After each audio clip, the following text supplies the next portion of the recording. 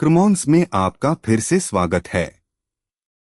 अगर आपने कभी ऐसा पावर एप्स सॉल्यूशन शिप किया है जो एक कस्टम ASP.NET कोर API को कॉल करता है, तो आप पहले से जानते हैं कि जब कैनवस ऐप एक अनहैंडल्ड 500 एरर पर अटक जाता है तो कितनी परेशानी होती है। आज हम एडवांस्ड एरर हैंडलिंग स्ट्रैटेजीज पर गहराई से बात करेंगे जो मेसी सर्वर एक्सेप्शंस को ऐसे स्ट्रक्चर्ड, प्रेडिक्टेबल जसों में बदल देती हैं जिसे पावर एप्स वाकई समझ सके। हम custom middleware, global exception filters, एक सही एरर कॉन्ट्रैक्ट बनाएंगे और यह भी दिखाएंगे कि इसे कंज्यूम करने वाला पावर एफएक्स कोड कैसा दिखता है। यह सिर्फ किसी कंट्रोलर एक्शन के चारों ओर ट्राई कैच लगाने की बात नहीं है। यह दो बिल्कुल अलग रन टाइम्स के बीच एक कॉन्ट्रैक्ट डिजाइन करने की बात है ताकि फेलियर्स ग्रेसफुल और यूजर फ्रेंडली एक्सपीरियंसेस बन जाएं। चलिए पहले समस्या को समझते हैं। ज्यादातर ट्यूटोरियल सिर्फ 400 या 500 स्टेटस कोड रिटर्न करने पर रुक जाते हैं, लेकिन एक अच्छा यूजर एक्सपीरियंस बनाने के लिए पावर एप्स को सिर्फ एक नंबर से ज्यादा चाहिए होता है। जब एक कैनवस ऐप किसी कस्टम कनेक्टर को कॉल करता है तो उसे एक रॉ HTTP रिस्पॉन्स मिलता है, और अगर वह रिस्पॉन्स इनकॉन्सिस्टेंट है, डिटेल में कमी है या सिर्फ एक अनहैंडल्ड एक्सेप्शन डंप है, तो आपके मेकर को सिर्फ स्टेटस कोड्स के आधार पर ब्रिटल इफ स्टेटमेंट्स लिखने पड़ते हैं। हमें हर बार एक स्टैंडर्डाइज्ड शेप चाहिए, चाहे वह वैलिडेशन फेलियर हो, डाटाबेस टाइमआउट हो या कोई अनएक्सपेक्टेड बग हो। साथ ही हमें लॉगिंग और सपोर्ट के लिए पर्याप्त डिटेल भी चाहिए, लेकिन इतनी नहीं कि क्लाइंट को स्टैक ट्रेसेस या कनेक्शन स्ट्रिंग्स लीक हो जाएं। यह रहा वह बड़ा आर्किटेक्चर जिसकी ओर हम बढ़ रहे हैं। एक रिक्वेस्ट कैनवस ऐप से निकलकर कस्टम कनेक्टर के थ्रू हमारे ASP.NET कोर API तक पहुंचती है, और एक्सेप्शंस को अनकंट्रोल्ड तरीके से बबल अप होने देने की बजाय वे क्लाइंट तक पहुंचने से पहले एक सेंट्रलाइज्ड हैंडलिंग लेयर से गुजरती हैं। यह लेयर हर एक्सेप्शन टाइप को एक ही जसो शेप में नॉर्मलाइज कर देती है। कस्टम कनेक्टर उस जसो को सीधे पावर एफएक्स तक पहुंचा देता है, जहां हमारे फॉर्म्यूलास उसे प्रेडिक्टेबली पार्स करते हैं। मुख्य बात यह है कि पावर एप्स को कभी अंदाजा नहीं लगाना पड़ता। चाहे वह वैलिडेशन एरर हो या डाटाबेस टाइमआउट, रिस्पॉन्स का शेप बिल्कुल एक जैसा रहता है, सिर्फ कंटेंट बदलता है। यही कंसिस्टेंसी एरर हैंडलिंग को स्केल पर मेंटेनेबल बनाती है। अब ASP.NET कोर की तरफ जूम इन करते हैं और देखते हैं कि एक्सेप्शन हैंडलिंग वास्तव में मिडलवेयर पाइपलाइन में कहाँ रहती है। रिक्वेस्ट्स लेफ्ट से राइट राउटिंग, ऑथेंटिकेशन और आखिर में आपके कंट्रोलर एक्शन से होकर गुजरती हैं। अगर कहीं भी डाउनस्ट्रीम एक एक्सेप्शन थ्रो होता है तो उसे रिस्पॉन्स राइटर तक पहुंचने से पहले कैच किया जाना जरूरी है। हम अपने कस्टम एक्सेप्शन हैंडलिंग मिडलवेयर को जितना जल्दी हो सके राउटिंग के ठीक बाद रखते हैं, ताकि यह बाकी सब कुछ को एक ट्राई कैच बाउंड्री में रैप कर ले। यह फिल्टर्स से अलग है जो MVC एक्शन इन्वोकेशन पाइपलाइन के अंदर काम करते हैं।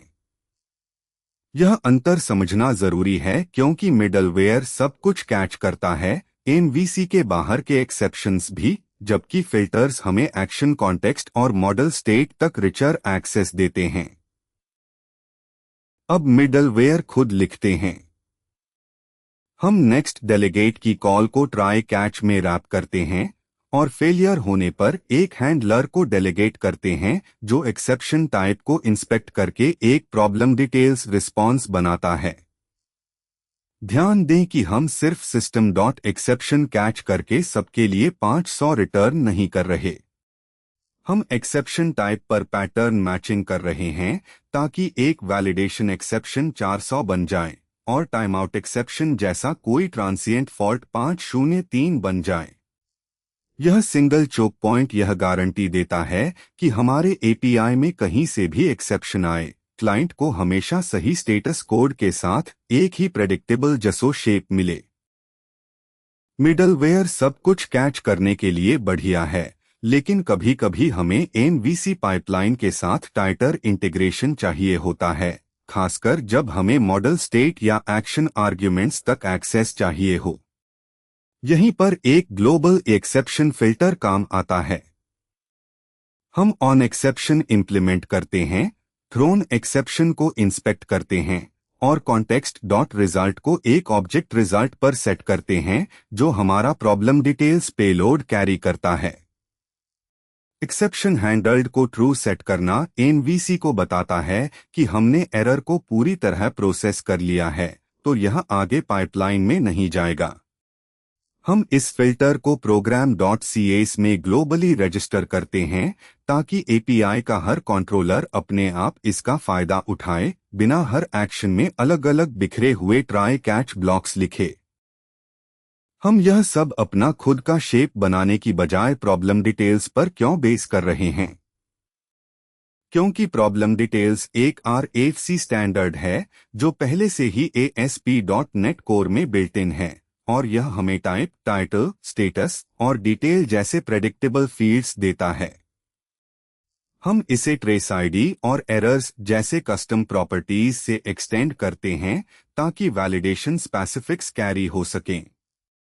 इसका मतलब है कि हमारा एरर कॉन्ट्रैक्ट सिर्फ हमारी टीम के लिए समझने वाली कोई अनोखी चीज नहीं है, बल्कि यह एक इंडस्ट्री कन्वेंशन फॉलो करता है जिसे टूलिंग, लॉगिंग प्लेटफॉर्म्स और यहां तक कि दूसरे क्लाइंट SDKs भी पहले से एक्सपेक्ट करते हैं। पावर एप्स मेकर्स के लिए इस कंसिस्टेंसी का मतलब है कि वे एक जेनेरिक पार्सिंग फॉर्मूला लिखकर उसे ऐप के हर API कॉल में रीयूज कर सकते हैं। वैलिडेशन फेलियर्स को खास ट्रीटमेंट चाहिए क्योंकि पावर एप्स को अक्सर सिर्फ एक जेनेरिक मैसेज नहीं, बल्कि किसी स्पेसिफिक फील्ड को हाईलाइट करना होता है। हम फ्लुएंट वैलिडेशन के वैलिडेशन एक्सेप्शन को लेकर उसे एक वैलिडेशन प्रॉब्लम डिटेल्स ऑब्जेक्ट में कन्वर्ट करते हैं और एरर्स को प्रॉपर्टी नेम के हिसाब से एक डिक्शनरी में ग्रुप करते हैं। इससे हमें एक ऐसा पेलोड मिलता है जिसमें हर फील्ड नेम एक एरर मैसेजेस की अरे से मैप होता है। कैनवस ऐप की तरफ इसका मतलब है कि हम सीधे errors.email या errors.phone नंबर को इंस्पेक्ट कर सकते हैं और उसी एग्जैक्ट फॉर्म कंट्रोल पर बॉर्डर कलर या एरर टेक्स्ट सेट कर सकते हैं। यही अंतर है एक जेनेरिक रेड बैनर और आपके ऐप में सच में प्रोफेशनल इनलाइन फील्ड वैलिडेशन के बीच। अब उस एक्चुअल जसो कॉन्ट्रैक्ट को देखते हैं जो हमारे API से निकलकर कस्टम कनेक्टर रिस्पॉन्स में पहुंचता है। ध्यान दें कि फेलियर टाइप चाहे जो भी हो, शेप हमेशा कंसिस्टेंट रहती है। हमें हमेशा टाइप, टाइटल, स्टेटस और सपोर्ट कोरिलेशन के लिए एक ट्रेस आईडी मिलता है।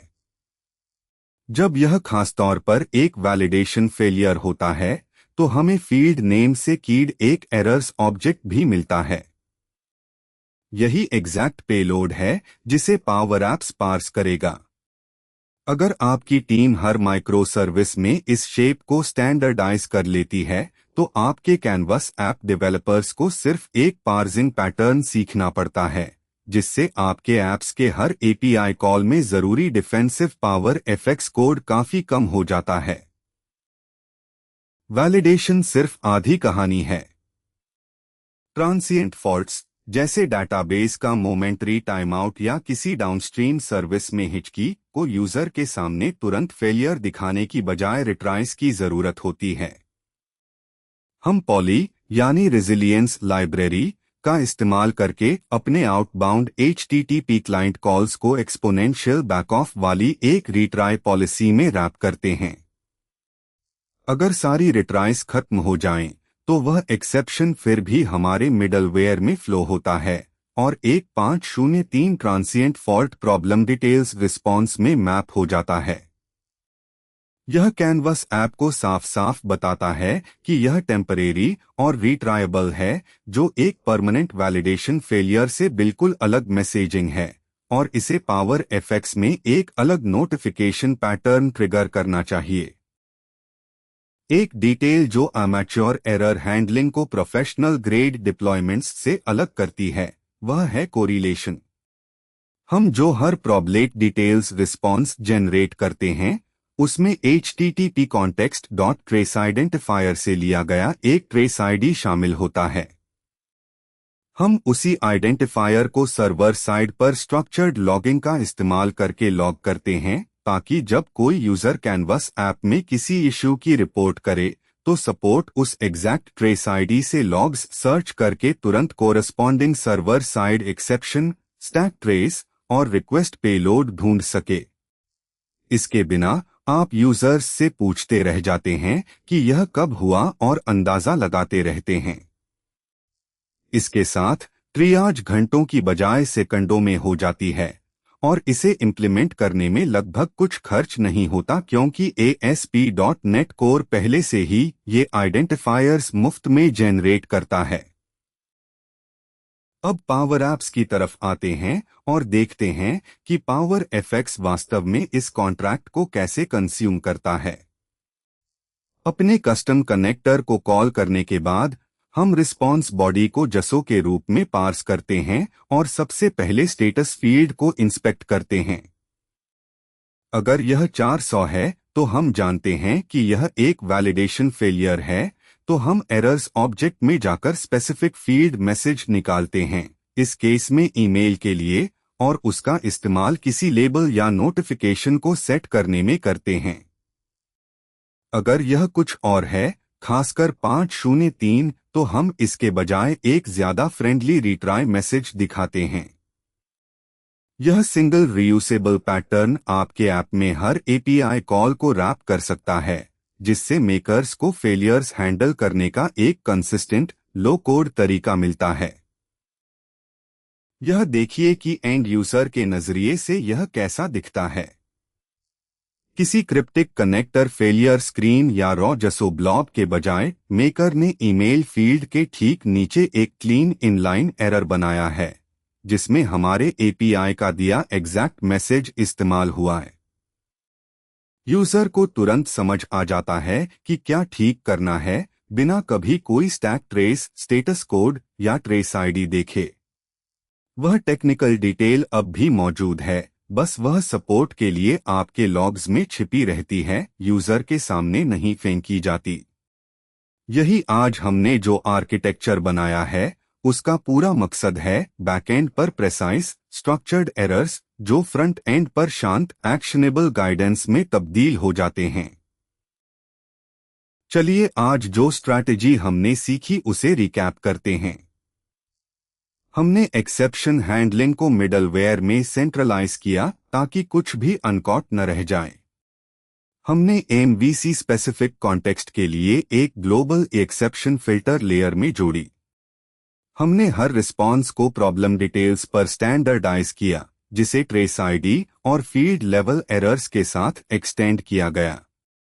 हमने वैलिडेशन फेलियर्स और ट्रांसिएंट फॉल्ट्स को बुनियादी रूप से अलग कैटेगोरीज माना, जिन्हें अलग अलग यूजर मैसेजिंग चाहिए। और हमने कोरिलेशन आईडीज से लूप को बंद किया ताकि सपोर्ट ट्रियाज तेज हो सके, साथ ही ऐसे clean power FX parsing patterns बनाए जिन्हें आपकी टीम का कोई भी मेकर रीयूज कर सके। अगर आप गंभीर पावर प्लेटफॉर्म इंटीग्रेशंस बना रहे हैं तो यह पैटर्न आपके हर शिफ्ट एपीआई में होना चाहिए। ज्यादा एडवांस्ड पावर प्लेटफॉर्म और .NET इंटीग्रेशन कंटेंट के लिए क्रमॉन्स को सब्सक्राइब करें और अपने सवाल नीचे कमेंट्स में जरूर डालें।